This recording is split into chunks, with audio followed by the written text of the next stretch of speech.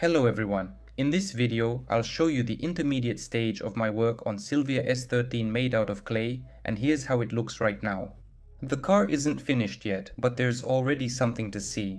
And, as usual, I'm making the car out of very hard NSP clay and also using sculptural olive clay. The car is about 70% finished, almost the entire body is done, except for the front part and the roof, and the interior is also already made.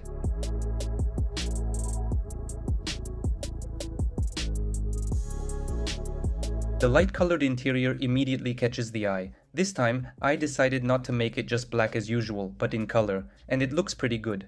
In my opinion, the interior. I didn't paint it, I sculpted it from hard modeling clay and then covered it with a thin layer of colored clay, since I don't have paints in those colors. That's why I used this method.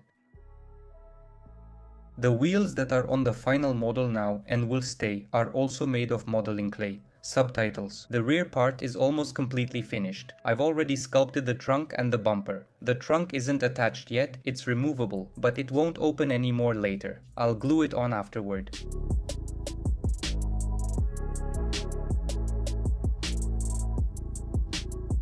Inside, there's just a luggage compartment with supports so that the rear shelf and the trunk itself don't sag. The car's underbody is done, but right now I've covered it with clay to protect it during the sculpting process, and this is what it looks like. The front part of the car isn't finished yet. You can see the foil inside. I pressed it tightly against the back side of the body parts so they would better hold the intended shape of the body. I'm making the car for a crash test, so I'm designing the body so that it can deform and break apart. And here's a clear example of what will come out of this.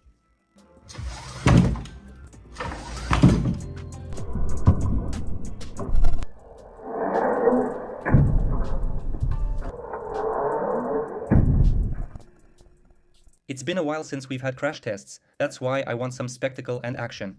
And to make sure the body shapes are correct, I'm building the car using blueprints and also looking at the actual model in Gran Turismo 7.